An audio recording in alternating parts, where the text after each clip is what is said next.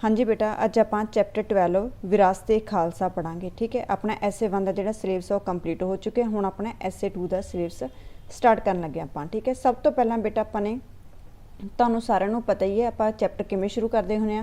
ठीक है, इस वीडियो में पहला तुसीं ने अंत तक देखना, फिर तुसीं ने आपां तुहानूं दसूंगी भी चैप्टर शुरू किवें करना। ठीक है, सब तो पहला पढ़ते हैं आप चैप्टर बारे विरासत ए खालसा।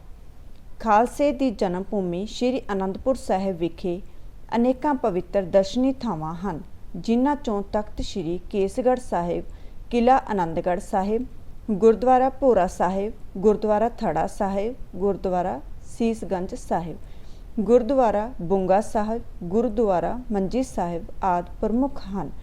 इन्हां धार्मिक, इतिहासिक ते पवित्र अस्थानां दे दर्शन करन दे नाल नाल अज-कल विरासत ए खालसा भी वेखण वालियां लई खिच दा केंद्र बनया होया है। 13 अप्रैल 1999 ਨੂੰ ਖਾਲਸਾ ਪੰਥ ਦੀ 3 ਸ਼ਤਾਬਦੀ मतलब 300 ਸਾਲਾ ਦੇ ਮੌਕੇ ਤੇ ਸ਼੍ਰੀ ਅਨੰਦਪੁਰ ਸਾਹਿਬ ਵਿਖੇ ਪੰਜਾਬ ਸਰਕਾਰ ਨੇ ਖਾਲਸਾ ਵਿਰਾਸਤ ਯਾਦਗਾਰ ਭਵਨ ਬਣਾਉਣ ਦਾ ਰਸਮੀ ਐਲਾਨ ਕੀਤਾ, ਜਿਸ ਨੂੰ ਵਿਰਾਸਤ ਏ ਖਾਲਸਾ ਦਾ ਨਾਂ ਦਿੱਤਾ ਗਿਆ। विरासत ए खालसा दी रूपरेखा इजराइल दे भवन निर्माण कला माहर मोशे सैफदी, कौन से गए मोशे सैफदी ते साथियां ने तैयार की। 12 साल 7 महीनों बाद पहले पड़ाव तहत विरासत ए खालसा 25 नवंबर 2011 ईस्वी नूं बन के तैयार होया ਅਤੇ 27 ਨਵੰਬਰ 2011 ਨੂੰ ਇਹ ਆਮ ਲੋਕਾਂ ਨੂੰ ਸਮਰਪਿਤ ਕਰ ਦਿੱਤਾ ਗਿਆ। ਵਿਰਾਸਤ ਏ ਖਾਲਸਾ ਦਾ ਮੂਲ ਉਦੇਸ਼ ਅਮੀਰ ਸਿੱਖ ਵਿਰਾਸਤ, ਸਿੱਖ ਗੁਰੂਆਂ ਤੇ ਸ੍ਰੀ ਗੁਰੂ ਗ੍ਰੰਥ ਸਾਹਿਬ ਜੀ ਦੇ ਸਦੀਵੀ ਸੰਦੇਸ਼ਾਂ ਨੂੰ ਅਜੋਕੀ ਅਤੇ ਆਉਣ ਵਾਲੀਆਂ ਪੀੜ੍ਹੀਆਂ ਤੱਕ ਪਹੁੰਚਾਉਣ ਦੇ ਨਾਲ-ਨਾਲ ਪੰਜਾਬੀ ਸੱਭਿਆਚਾਰ ਦੇ ਵੱਖ-ਵੱਖ ਪਹਿਲੂਆਂ ਦਾ ਚਿਤਰਣ ਕਰਨਾ ਹੈ। विरासत ए खालसा दीयां सुंदर इमारतां शिवालिक दीयां पहाड़ियां दी गोद विच है। 120 एकड़ विच विरासत फैले। विरासत ए खालसा दीयां इमारतां श्री आनंदपुर साहिब दी किसी होर धार्मिक जां इतिहासिक इमारत नाल मेल नहीं खांदियां।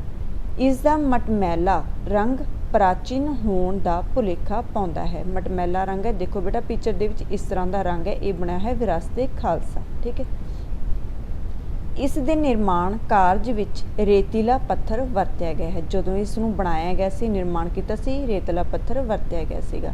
पंजाब सरकार दे दिशा निर्देशां ते श्री आनंदपुर साहिब फाउंडेशन दी योग अगवाई स्थापित किए गए विरासत ए खालसा अंदर दाखल होने लई किला आनंदगढ़ साहिब वाले पासे अते भवन दे अंदर पार्किंग वाली थां दे नेड़े पास जारी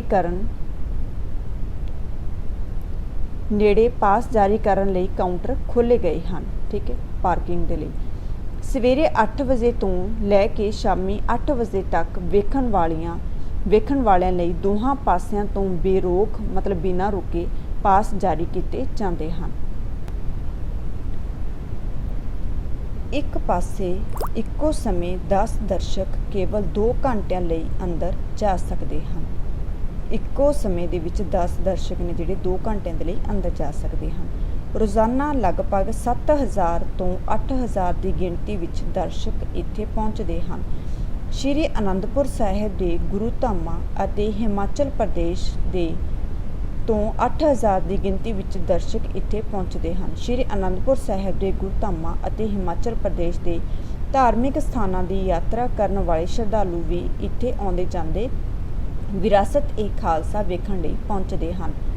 ਹਰੇਕ ਸਾਲ ਲੱਖਾਂ ਦੀ ਗਿਣਤੀ ਵਿੱਚ ਵਿਦਿਅਕ ਸੰਸਥਾਵਾਂ ਤੇ ਵਿਦਿਆਰਥੀ ਵੀ ਇੱਥੇ ਆਉਂਦੇ ਹਨ। ਇਸ ਨੂੰ ਵੇਖਣ ਲਈ ਹਰ 1 ਮਿੰਟ ਬਾਅਦ 10 ਸੈਲਾਨੀਆਂ ਨੂੰ ਅੰਦਰ ਭੇਜਿਆ ਜਾਂਦਾ ਹੈ, ਜੋ ਉਹ ਇਸ ਨੂੰ ਸਹੀ ਢੰਗ ਨਾਲ ਆਡੀਓ ਨੈਰੇਟਿਵ ਤਕਨੀਕ ਰਾਹੀਂ ਵੇਖ ਸਕਣ। ਵਿਰਾਸਤ ਏ ਖਾਲਸਾ ਹਰੇਕ ਸੋਮਵਾਰ ਤੋਂ ਬਿਨਾਂ ਹਫ਼ਤੇ ਦੇ ਬਾਕੀ 6 ਦਿਨ ਖੁੱਲ੍ਹਾ ਰਹਿੰਦਾ ਹੈ।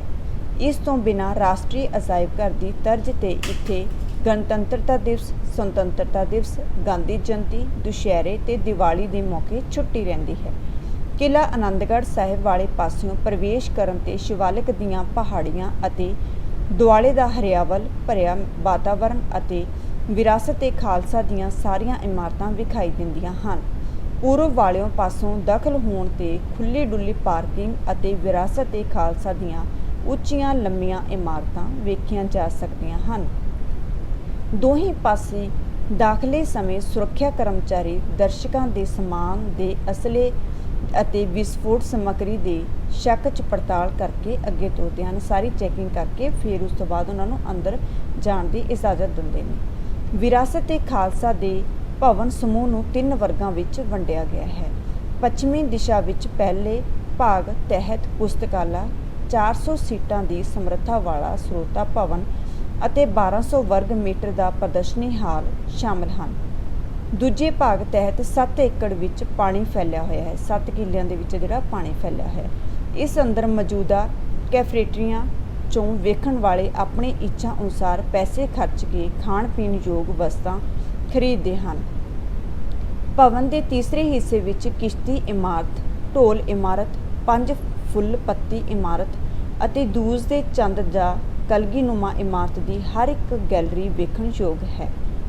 ਵਿਰਾਸਤ-ਏ-ਖਾਲਸਾ ਦੇ ਪੱਛਮੀ ਹਿੱਸੇ ਨੂੰ ਪੂਰਬੀ ਹਿੱਸੇ ਨਾਲ 165 ਮੀਟਰ ਲੰਮਾ ਪੁਲ ਜੋੜਦਾ ਹੈ। ਪੂਰਬੀ ਹਿੱਸੇ 'ਚੋਂ ਦਖਲ ਹੋਣ ਤੋਂ ਪਹਿਲਾਂ ਦਰਸ਼ਕ ਗਠੜੀ ਘਰ ਵਿੱਚ ਸਮਾਨ ਜਮ੍ਹਾਂ ਕਰਵਾਉਂਦੇ ਹਨ।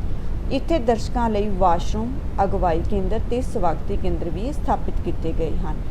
ਕਿਸ਼ਤੀ ਇਮਾਰਤ ਦੇ ਬਾਹਰ ਕੰਧ ਉੱਪਰ ਲੱਗੀ ਸਕਰੀਨ ਦੇ ਰਾਹੀਂ ਅੰਦਰਲੀ ਹਰ ਇੱਕ ਗੈਲਰੀ ਬਾਰੇ ਸੰਖੇਪ ਮਾਤਰ ਫਿਲਮ ਵੇਖਣ ਨੂੰ ਮਿਲਦੀ ਹੈ। ਵਿਰਾਸਤ-ਏ-ਖਾਲਸਾ ਦੀ ਕਿਸ਼ਤੀਨੁਮਾ ਇਮਾਰਤ ਵਿੱਚ ਸਥਾਪਿਤ ਪਹਿਲੀ ਗੈਲਰੀ ਦੇ ਜ਼ਰੀਏ ਪੁਰਾਤਨ ਪੰਜਾਬ ਤੋਂ ਲੈ ਕੇ ਆਧੁਨਿਕ ਪੰਜਾਬ ਤੱਕ ਵਿਕਾਸ ਦੀ ਰੰਗਲੀ ਝਾਕੀ ਵੇਖੀ ਜਾ ਸਕਦੀ ਹੈ। ਇੱਥੇ ਹਨੇਰੇ ਵਿੱਚ ਅੰਦਰ ਵੜਦਿਆਂ ਚਿੜੀਆਂ ਦੇ ਬੋਲਣ ਦੀ ਆਵਾਜ਼, ਵੱਖ-ਵੱਖ ਧਾਰਮਿਕ ਥਾਵਾਂ 'ਚੋਂ ਨਿਕਲਦੀਆਂ ਆਵਾਜ਼ਾਂ ਅਤੇ ਸੰਗੀਤਕ ਬੋਲ ਸਵੇਰ ਹੋਣ ਵੱਲ ਇਸ਼ਾਰਾ ਕਰਦੇ ਹਨ। ਇੱਥੇ ਆਕਰਸ਼ਕ ਚਿੱਤਰਕਲਾ, ਪੰਜਾਬੀ ਲੋਕ ਗੀਤਾਂ ਰਾਹੀਂ ਸਵੇਰ ਤੋਂ ਰਾਤ ਪੈਣ ਤੱਕ ਪੰਜਾਬੀਆਂ ਦੇ ਰੋਜ਼ਾਨਾ ਜੀਵਨ ਦੀਆਂ ਖੂਬਸੂਰਤ ਝਲਕੀਆਂ ਪੇਸ਼ ਕੀਤੀਆਂ ਗਈਆਂ ਹਨ। ਕਿਸ਼ਤੀ ਇਮਾਰਤ ਦੀ ਛੱਤ ਵੱਲ ਉੱਪਰ ਦੇ ਵੇਖੀਏ ਤਾਂ ਇਹ ਕੰਚ ਦੀ ਨਜ਼ਰ ਆਉਂਦੀ ਹੈ, ਪਰ ਜਦੋਂ ਹੇਠਾਂ ਵੇਖਦੇ ਹਾਂ ਤਾਂ ਖੂਹ ਦੀ ਤਰ੍ਹਾਂ ਪਾਣੀ ਨਜ਼ਰ ਆਉਂਦਾ ਹੈ। ਇੱਥੇ ਮੂੰਹ ਬੋਲਦੀਆਂ ਤਸਵੀਰਾਂ ਦੇ ਨਾਲ-ਨਾਲ ਬਾਗ ਫੁਲਕਾਰੀ ਦੇ ਉੱਤਮ ਨਮੂਨੇ ਵੀ ਪੇਸ਼ ਕੀਤੇ ਗਏ ਹਨ। ਇੱਥੇ ਗੈਲਰੀ ਵਿੱਚ ਖਾਲਸਾਈ ਰੰਗ ਦੇ ਰੰਗੇ ਅਨੇਕਾਂ ਚਿੱਤਰਕਲਾ ਦੇ ਨਮੂਨੇ ਵੀ ਨਜ਼ਰ ਆਉਂਦੇ ਹਨ। ਤ੍ਰਿਕੋਣਨੁਮਾ ਸਥਾਨ ਤੇ ਦੂਸਰੀ ਗੈਲਰੀ 'ਚ ਦਾਖਲ ਹੋਣ ਲੱਗਿਆਂ ਦਰਸ਼ਕਾਂ ਨੂੰ ਇੱਛਾ ਅਨੁਸਾਰ ਆਡੀਓ ਗਾਈਡ ਅਰਥਾਤ ਆਪਣੇ ਆਪ ਜਾਣਕਾਰੀ ਦੇਣ ਵਾਲੇ ਸੁਣਨਯੋਗ ਯੰਤਰ ਦਿੱਤੇ ਜਾਂਦੇ ਹਨ। ਇੱਥੇ ਆਡੀਓ ਗਾਈਡ ਦੀ ਵਰਤੋਂ ਕਰਨ ਸੰਬੰਧੀ ਨਮੂਨਾ ਮਾਤਰ ਜਾਣਕਾਰੀ ਵੀ ਦਿੱਤੀ ਜਾਂਦੀ ਹੈ। ਇਸ ਸੁਣਨਯੋਗ ਯੰਤਰ ਨੂੰ ਲੈ ਕੇ ਦਰਸ਼ਕ ਜਿਸ ਵੀ ਗੈਲਰੀ ਵਿੱਚ ਜਾਂਦਾ ਹੈ ਉਸ ਬਾਰੇ ਜਾਣਕਾਰੀ ਆਪਣੇ ਆਪ ਨੂੰ ਕੰਨਾਂ ਵਿੱਚ ਸੁਣਾਈ ਦੇਣ ਲੱਗਦੀ ਹੈ। ਪੰਜਾਬੀ ਭਾਸ਼ਾ ਵਿੱਚ ਸੁਰਜੀਤ ਪਾਤਰ ਅਤੇ ਦਿਵਿਆ ਦੱਤਾ, ਜਦੋਂ ਕਿ ਅੰਗਰੇਜ਼ੀ ਦੀ ਚੋਣ ਕਰਨ 'ਤੇ ਕਬੀਰ ਬੇਦੀ ਦੀਆਂ ਮਿੱਠੀਆਂ ਆਵਾਜ਼ਾਂ ਕੰਨੀ ਪੈਂਦੀਆਂ ਹਨ। ਇਸ ਗੈਲਰੀ ਵਿੱਚ 15ਵੀਂ ਸਦੀ ਦੇ ਪੰਜਾਬ ਬਾਰੇ ਕਈ ਪੱਖਾਂ ਤੋਂ ਚਾਨਣਾ ਪਾਇਆ ਗਿਆ ਹੈ। ਇਸ ਗੈਲਰੀ ਰਾਹੀਂ 15ਵੀਂ ਸਦੀ ਵਿੱਚ ਲੋਧੀ ਵੰਸ਼, ਕਰਮਕਾਂਡ, ਅੰਧ ਵਿਸ਼ਵਾਸ, ਜਾਤੀ ਪ੍ਰਥਾ, ਔਰਤ ਦੀ ਤਰਸਯੋਗ ਸਥਿਤੀ, ਰਾਜਿਆਂ ਦੀ ਐਸ਼ ਪ੍ਰਸਤੀ ਤੇ ਨੁਕਸਦਾਰ ਕਰ ਪ੍ਰਣਾਲੀ ਬਾਰੇ ਇਤਿਹਾਸਕ ਵਰਣਨ ਮਿਲਦਾ ਹੈ। 15ਵੀਂ ਸਦੀ ਦੇ ਵਿੱਚ ਜੋ ਵੀ ਜਿਸ ਤਰ੍ਹਾਂ ਦਾ ਹੈਗਾ ਸੀ ਉਹ ਸਾਰਾ ਕੁਝ ਦੱਸਿਆ ਗਿਆ। ਇਹਦੇ ਵਿੱਚ ਕਿਸ ਤਰ੍ਹਾਂ ਦੇ ਕਰਮਕਾਂਡ ਸੀ, ਵਿਸ਼ਵਾਸ, ਅੰਧ ਵਿਸ਼ਵਾਸ ਸੀਗੇ, ਸਾਰਾ ਕੁਝ, ਰਾਜਿਆਂ ਦਾ ਰਹਿਣ ਸਹਿਣ ਕਿਸ ਤਰ੍ਹਾਂ ਦਾ ਸੀਗਾ। ਵਿਰਾਸਤ-ਏ-ਖਾਲਸਾ ਦੀ ਢੋਲ ਇਮਾਰਤ ਵਿੱਚ ਤੀਸਰੀ ਗੈਲਰੀ ਦੀ ਸਥਾਪਨਾ ਕੀਤੀ ਗਈ ਹੈ, ਜਿਸ ਨੂੰ ਤਾਰਾ ਮੰਡਲ ਵੀ ਕਿਹਾ ਜਾਂਦਾ ਹੈ। ਸਰਵ ਵਿਆਪਕ ਪਰਮਾਤਮਾ ਦੇ ਤੇਜ ਨੂੰ ਇੱਕ ਓਂਕਾਰ ਦੇ ਰੂਪ ਵਿੱਚ 2462 ਜਗਦੇ ਮੋਤੀਨੁਮਾ ਤਾਰਿਆਂ ਦੀ ਮਦਦ ਵਿੱਚ ਰੂਪਮਾਨ ਕੀਤਾ ਗਿਆ ਹੈ। ਇੱਥੇ ਸੁਣਨਯੋਗ ਯੰਤਰਾਂ ਰਾਹੀਂ ਸਿੱਖ ਧਰਮ ਦੀਆਂ ਮੂਲ ਵਿਸ਼ੇਸ਼ਤਾਵਾਂ ਬਾਰੇ ਵੀ ਸੁਣਿਆ ਜਾ ਸਕਦਾ ਹੈ। ਭਵਨ ਦੀ ਫੁੱਲ ਪੱਤੀ ਇਮਾਰਤ ਦੇ ਅੰਦਰ ਪਹਿਲੇ ਸਿੱਖ ਗੁਰੂ ਸ਼੍ਰੀ ਗੁਰੂ ਨਾਨਕ ਦੇਵ ਜੀ ਤੋਂ ਲੈ ਕੇ 5ਵੇਂ ਗੁਰੂ ਸ਼੍ਰੀ ਗੁਰੂ ਅਰਜਨ ਦੇਵ ਜੀ ਤੱਕ ਗੁਰੂ ਸਾਹਿਬਾਨ ਦੇ ਜੀਵਨ, ਰਚਨਾ ਤੇ ਕੌਮ ਨੂੰ ਸੇਧ ਦੇਣ ਵਾਲੀ ਵਡਮੁੱਲੀ ਜਾਣਕਾਰੀ ਕੰਧ ਚਿੱਤਰਾਂ ਰਾਹੀਂ ਪ੍ਰਦਰਸ਼ਿਤ ਕੀਤੀ ਗਈ ਹੈ। ਇਸ ਇਮਾਰਤ ਦੇ 5 ਪੱਤੇ ਜਿੱਥੇ ਪਹਿਲੇ 5 ਗੁਰੂਆਂ ਦੇ ਪ੍ਰਤੀਕ ਹਨ, ਉੱਥੇ ਸਿੱਖ ਧਰਮ 'ਚ ਪੰਜ ਦੇ ਮਹੱਤਵ ਨੂੰ ਵੀ ਦ੍ਰਿੜਾਉਂਦੇ ਹਨ। ਪੰਜ ਫੁੱਲ ਪੱਤੀ ਇਮਾਰਤ ਵਿੱਚ ਮੌਜੂਦ ਚੌਥੀ ਗੈਲਰੀ ਸ੍ਰੀ ਗੁਰੂ ਨਾਨਕ ਦੇਵ ਜੀ ਦੇ ਜੀਵਨ, ਉਦਾਸੀਆਂ ਅਤੇ ਪ੍ਰਮੁੱਖ ਘਟਨਾਵਾਂ ਦੀ ਮੂੰਹ ਬੋਲਦੀ ਤਸਵੀਰ ਹੈ।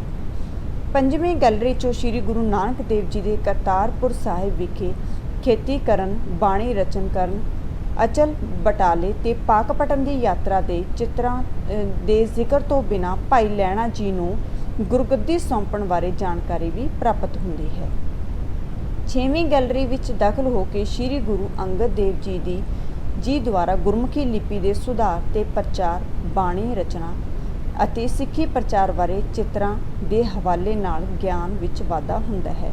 ਇੱਥੇ ਗੈਲਰੀ 'ਚੋਂ ਤੀਸਰੇ ਗੁਰੂ ਅਮਰਦਾਸ ਜੀ ਦੁਆਰਾ 22 ਮੰਜੀਆਂ ਦੀ ਸਥਾਪਨਾ, ਲੰਗਰ ਪ੍ਰਥਾ ਦੀ ਰਵਾਇਤ, ਇਸਤਰੀ ਤੇ ਦੀ ਦਸ਼ਾ 'ਚ ਸੁਧਾਰ ਕਰਨ ਲਈ ਯਤਨ,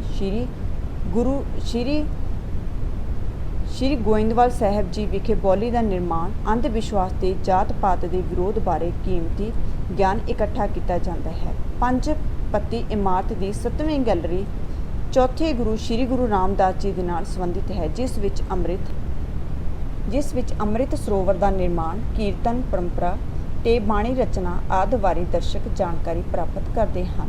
ਸ੍ਰੀ ਅਨੰਦਪੁਰ ਸਾਹਿਬ, ਸ੍ਰੀ ਅੰਮ੍ਰਿਤਸਰ ਸਾਹਿਬ ਵਿਖੇ ਦਰਬਾਰ ਸਾਹਿਬ ਦੀ ਉਸਾਰੀ, ਸ੍ਰੀ ਗੁਰੂ ਗ੍ਰੰਥ ਸਾਹਿਬ ਜੀ ਦਾ ਜੋੜ ਜਾਮਾ, ਦਰਬਾਰ ਸਾਹਿਬ ਵਿਖੇ ਬਾਬਾ ਬੁੱਢਾ ਜੀ ਦੁਆਰਾ ਸ੍ਰੀ ਆਦਿ ਗ੍ਰੰਥ ਸਾਹਿਬ ਜੀ ਦਾ ਪਹਿਲਾ ਪ੍ਰਕਾਸ਼ ਆਦਿ ਮਹੱਤਵਪੂਰਨ ਵੇਰਵੇ ਸ੍ਰੀ ਗੁਰੂ ਅਰਜਨ ਦੇਵ ਜੀ ਨਾਲ ਸੰਬੰਧਿਤ 8ਵੀਂ ਗੈਲਰੀ 'ਚ ਵੇਖੇ ਜਾ ਸਕਦੇ ਹਨ। ਵਿਰਾਸਤ ਏ ਖਾਲਸਾ ਦੀ 9ਵੀਂ ਗੈਲਰੀ ਸ੍ਰੀ ਗੁਰੂ ਅਰਜਨ ਦੇਵ ਜੀ ਦੀ ਸ਼ਹਾਦਤ ਦੀ ਪ੍ਰਤੀਕ ਤੱਤੀ ਤਵੀ ਨੂੰ ਦਰਸਾਉਂਦੀ ਹੈ। ਇਹ ਗੈਲਰੀ ਕਿਸੇ ਵੀ ਇਮਾਰਤ ਦੇ ਅੰਦਰ ਨਹੀਂ, ਸਗੋਂ ਇਸ ਦਾ ਨਿਰਮਾਣ ਬਾਹਰ ਛੱਤ ਤੇ ਖੁੱਲੀ ਢੁਕਵੀਂ ਥਾਂ ਤੇ ਕੀਤਾ ਗਿਆ ਹੈ। ਇੱਥੇ ਤਵੀ ਦੇ ਕੋਲ ਖੜ ਕੇ ਕਿਸ਼ਤੀ ਇਮਾਰਤ ਦੀ ਛੱਤ ਉੱਪਰ ਰੋਕੇ ਪਾਣੀ 'ਚੋਂ ਕਿਲ੍ਹਾ ਆਨੰਦਗੜ੍ਹ ਸਾਹਿਬ ਦੀ ਝਲਕ ਸਾਫ਼ ਵੇਖੀ ਜਾ ਸਕਦੀ ਹੈ। 10ਵੀਂ ਗੈਲਰੀ ਦਾ ਨਿਰਮਾਣ ਵੱਡੀਆਂ ਪੌੜੀਆਂ ਕੋਲ ਕੀਤਾ ਗਿਆ ਹੈ, ਜਿੱਥੇ ਸ੍ਰੀ ਗੁਰੂ ਹਰਗੋਬਿੰਦ ਸਾਹਿਬ ਜੀ ਦੁਆਰਾ ਧਾਰਨ ਕੀਤੀਆਂ ਮੀਰੀ ਪੀਰੀ ਦੀਆਂ ਪ੍ਰਤੀਕ 2 ਲੰਮੀਆਂ ਤਲਵਾਰਾਂ ਵੇਖੀਆਂ ਜਾ ਸਕਦੀਆਂ ਹਨ। ਵਿਰਾਸਤ ਏ ਖਾਲਸਾ ਦੀ ਦੇ ਚੰਦ ਜਾਂ ਕਲਗੀਨੁਮਾ ਇਮਾਰਤ 'ਚ ਸਥਾਪਿਤ 11ਵੀਂ ਗੈਲਰੀ ਵਿੱਚ ਸ੍ਰੀ ਗੁਰੂ ਹਰਗੋਬਿੰਦ ਸਾਹਿਬ ਜੀ ਵੱਲੋਂ ਸ੍ਰੀ ਅਕਾਲ ਤਖਤ ਸਾਹਿਬ ਜੀ ਦਾ ਨਿਰਮਾਣ, ਕਲਿਆਣਕਾਰੀ ਕਾਰਜ ਤੇ ਲੜਾਈਆਂ ਬਾਰੇ ਮਹੱਤਵਪੂਰਨ ਵੇਰਵੇ ਵੇਖਣ ਸੁਣਨ ਨੂੰ ਮਿਲਦੇ ਹਨ। ਇਸੇ ਗੈਲਰੀ 'ਚੋਂ ਕੁਝ ਜਾਣਕਾਰੀ ਸ੍ਰੀ ਗੁਰੂ ਹਰਿਰਾਏ ਜੀ ਅਤੇ ਸ੍ਰੀ ਗੁਰੂ ਹਰਕ੍ਰਿਸ਼ਨ ਸਾਹਿਬ ਜੀ ਨਾਲ ਸੰਬੰਧਿਤ ਹੈ। 12ਵੀਂ ਗੈਲਰੀ ਵਿੱਚ ਸ੍ਰੀ ਗੁਰੂ ਤੇਗ ਬਹਾਦਰ ਸਾਹਿਬ ਜੀ ਅਤੇ ਗੁਰੂ ਗੋਬਿੰਦ ਸਿੰਘ ਜੀ ਨੂੰ ਸਮਰਪਿਤ ਕੀਤੀ ਗਈ ਹੈ। ਇਸ ਗੈਲਰੀ 'ਚੋਂ ਸ੍ਰੀ ਗੁਰੂ ਤੇਗ ਬਹਾਦਰ ਜੀ ਦੇ ਜੀਵਨ ਤੇ ਗੁਰਬਾਣੀ ਸੰਬੰਧੀ ਗਿਆਨ ਮਿਲਦਾ ਹੈ।